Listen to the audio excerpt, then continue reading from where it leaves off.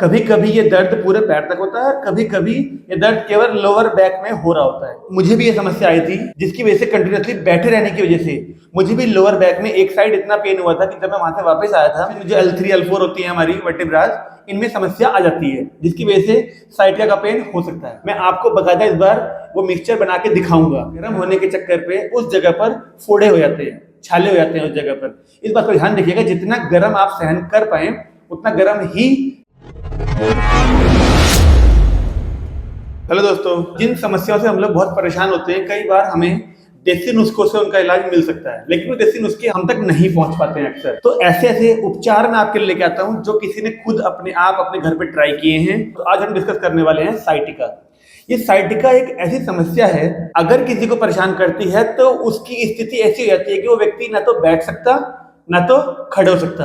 अगर व्यक्ति लेटा है तो बस लेटा ही रहता है, किसी तरह का कोई काम नहीं कर पाता वो व्यक्ति। मेरे परिचय में एक हैं जिन्होंने देसी तरीकों से केवल 100 रुपए के खर्चे में इसको ठीक कर लिया था। तो पहले जानते हैं साइटिका होता क्या है। एक नर्व होती है हमारे, जो लोअर बैक से शुरू होती है और पैर के तलवों तक जाती है। जब ये साइटिक नर्व में तनाव आता है या फिर स्वेलिंग आती है, तो उसकी वजह से हमारे लोअर बैक से दर्द चालू होता है और पैरों के नीचे तलों तक जाता है। कभी कभी ये दर्द पूरे पैर तक होता है, कभी कभी ये दर्द केवल लोअर बैक में हो रहा होता है। अगर एलोपैथी की बात करें, आपको विटामिन B12, विटामिन D और मैग्नीशियम की कमी के कारण ऐसा होता है। लेकिन आयुर्वेद के हिसाब से हमारी वायु प्रकोपित हो जाती है किसी किसी जगह पर, जॉइंट्स पे, तब हम लोग को ऐसी समस्या आ जाती है। मुझे भी ये समस्या आई थी। मैं और मेरे दोस्त टूर पे गए थे एक चमोली के, तो हम लोगों ने 2 दिन तक लगातार बाइक से ड्राइविंग की थी, जिसकी वजह से कंटिन्यूअसली बैठे रहने की वजह से मुझे भी लोअर बैक में एक साइड इतना पेन हुआ था कि जब मैं वहां से वापस आया था उससे भी उठा नहीं जा रहा था। मैं लेटा हुआ था, बस लेटा ही हुआ था। तब मुझे डॉक्टर से कंसल्ट करके घर वालों ने पेन किलर और मल्टीविटामिन की टैबलेट दी थी, जिससे मुझे 1 या 2 दिन में ही रिलीफ मिल गया था। हालांकि उसके बाद ये समस्या कभी नहीं आई। मैं आपको बताना चाहूंगा कि साइटिका का पेन होता कैसे है। जैसे मान लीजिए आप सड़क पर चल रहे हैं और आपका एक पैर ऊपर और एक पैर नीचे किसी गड्ढे में पड़ गया और आपने ध्यान नहीं दिया इस बात का, तो उसकी वजह से भी जो L3 L4 होती है हमारी वर्टेब्रास, इनमें समस्या आ जाती है, जिसकी वजह से साइटिका का पेन हो सकता है। जैसे कंप्यूटर साइंस वाले होते हैं, काफी देर तक चेयर पे बैठे बैठे काम करते हैं, उसकी वजह से उनको समस्या ये वाली आ जाती है। ऐसे और भी बहुत सारे कारण इसके हो सकते हैं। एलोपैथी में मैंने आपसे बताया कि या तो मल्टीविटामिन की टैबलेट दी जाती है या तो पेन किलर दिए जाते हैं। अगर आपका इनिशियल स्टेज पे है साइटिका का पेन, तो अगर अगली स्टेज पे पहुंच गया है तो कई बार फिजियोथेरेपी की हेल्प लेनी पड़ती है हमको।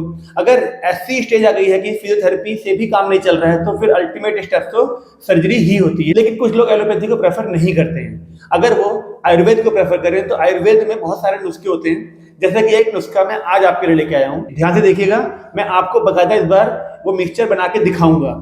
तो उसके लिए पहले आपको चाहिए 5 आइटम्स। नंबर 1 पे है हमारा अम्बा हल्दी, नंबर 2 पे है हलो, नंबर 3 पे है हमारा चोट सज्जी, नंबर 4 पे है मैदा लकड़ी और नंबर 5 पे फाइनली है हमारा सरसों का तेल। अगर आप सरसों के तेल के बदले अलसी का तेल यूज करते हैं तो और भी बेनिफिशियल होगा। आपके एरिया में कोई भी पंसारी की शॉप होगी, वहां पर ये मिल जाते हैं। आपको ये सारी चीजें 50-50 ग्राम लेके आनी है और विश्वास मानिए केवल 100 रुपए में सारी चीजें इकट्ठी हो जाएंगी। अब देखते हैं कि इन सब चीजों को मिला के जो मिक्सचर बनाना है और जिस जगह पर पेन हो रहा है उस जगह लगाना कैसे है। सबसे पहले एक कांच का बाउल ले लीजिए। कांच का बाउल ही क्यों? क्योंकि देखिए, स्टील का बाउल लेंगे या फिर प्लास्टिक का बाउल लेंगे, बर्तन लेंगे, तो कई बार ये चीजें स्टील से रिएक्शन कर जाती हैं और फिर इनका औषधीय तत्व थोड़ा कम हो सकता है। सबसे पहले इसमें मैंने सरसों का तेल डाल दिया है। आवश्यकता अनुसार आप लोग इसको ले सकते हैं। सबसे पहले क्या डालना है इसके अंदर? अम्बा हल्दी। अब हम इसको धीरे धीरे पेस्ट बनाने की कोशिश करेंगे, इसको मैश करेंगे ठीक तरीके से। तब तक मैश करिएगा जब तक सारे पार्टिकल्स सेमी लिक्विड फॉर्म में ना आ जाए, कहीं पर भी कोई गांठ ना रह जाए। दूसरे नंबर पे मैंने आपसे कहा था इसके अंदर मैश करते हैं हम लोग हलो को। हलो को जब आप इसके अंदर मैश करेंगे तो फिर से वही काम करना है।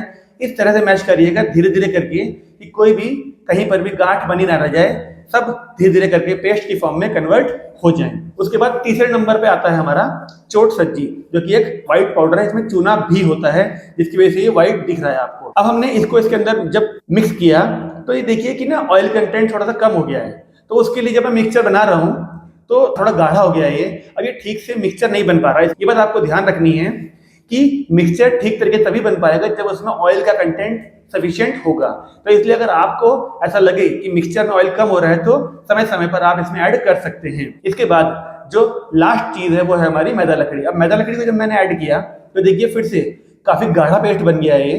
इसको ठीक करने के लिए अब मुझे थोड़ा सा और ऑयल इसमें डालना पड़ेगा।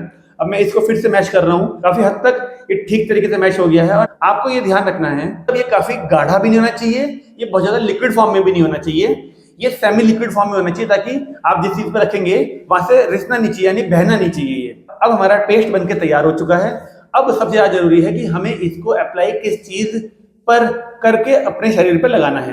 तो देखिए, इसके लिए आप 2 चीजें इस्तेमाल कर सकते हैं। सबसे पहले अरंडी का पत्ता, काफी बड़ा पत्ता होता है, लेकिन समस्या यह है कि हर जगह पर नहीं मिल पाता है। तो उस परिस्थिति में क्या करें, अगर किसी को अरंडी का पत्ता नहीं मिलता तो अपना देसी नुस्खा, वही जो हमारे घरों में अवेलेबल होता है, आटा। आटे से आप एक रोटी बना लीजिए, लेकिन रोटी अध कच्ची होनी चाहिए। अध कच्ची यानी एक साइड से पकी भी होनी चाहिए और एक साइड से कच्ची होनी चाहिए। जो ये साइड दिख रही है आपको, ये साइड हमारी पकी हुई है और ये ऊपर वाली साइड ये है कच्ची साइड। और यही साइड है जिस पे हमको अपना वो लिक्विड सेमी लिक्विड पेस्ट लगाना है। ध्यान रखिएगा कि इसकी मोटाई थोड़ी ज्यादा हो। थोड़ी मोटी अगर रोटी बनाएंगे आप लोग तो वो ज्यादा टाइम तक गर्म रहेगी, गर्माहट पूरी देगी आपके शरीर को, उस हिस्से को जहां पर दर्द हो रहा है। अब हम आपको लगा के दिखाते हैं। देखिए, धीरे धीरे करके अपना जो पेस्ट है उसके ऊपर लगा रहे हैं। इस तरह से पूरी रोटी पर उस पेस्ट को फैला दीजिएगा, ताकि वो इवनली यानी हर जगह पर बराबर मात्रा में फैल जाए। जैसा कि अब आप देख पा रहे हैं, हमने इसको पूरी रोटी पर ठीक से लगा दिया है। ध्यान रखिएगा, मैं फिर कह रहा हूं आपसे, रोटी थोड़ी गर्म होनी चाहिए, लेकिन इतनी गर्म नहीं होनी चाहिए कि जो जिस व्यक्ति के आप कमर में या फिर घुटने में जहां पर भी इसको लगाएंगे वो सहन न कर पाए। कई बार ऐसा देखा गया है कि ज्यादा गर्म होने के चक्कर पे उस जगह पर फोड़े हो जाते हैं, छाले हो जाते हैं उस जगह पर। इस बात को ध्यान रखिएगा, जितना गर्म आप सहन कर पाए उतना गर्म ही रोटी को रखिएगा। मान लीजिए कि ये मेरे को हाथ पे ऊपर वाली साइड पे लगानी थी, तो मैं क्या करूंगा, या तो रोटी को पलट के लगा दूंगा इसके ऊपर, या फिर मैं अपने हाथ को पलट लूंगा और फिर मैं उस पेस्ट के ऊपर रख दूंगा और रोटी को उसके ऊपर ऐसे फोल्ड कर दूंगा। अब आप जैसे कि देख पा रहे होंगे, अब हमने उसको उस पर लगा दिया है। अब बस आपको एक सूती कपड़े से इसको रोटी को ठीक तरीके से बस बांध देना है, ताकि वो पेस्ट बाहर ना आए। ध्यान ये रखना है आपको कि जिस जगह पे आपको दर्द हो रहा है उस जगह पे वो पेस्ट टच होना चाहिए। कोशिश ये करिएगा कि इस काम को आप रात को सोने से पहले करिए, ताकि आप लोगों को गर्माहट पूरी मिले उसकी। घूमना फिरना नहीं है आपको ये लगाने के बाद।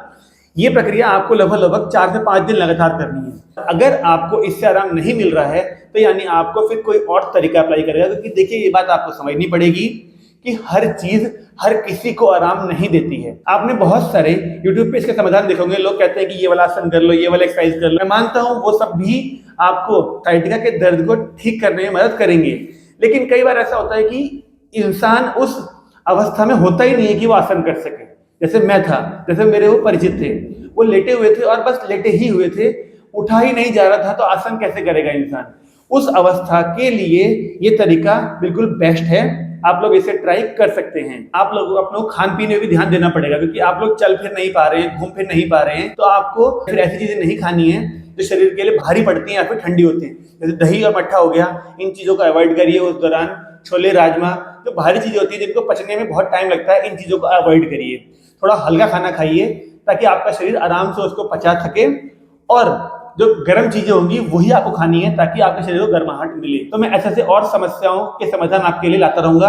आज के लिए काफी है। नमस्कार।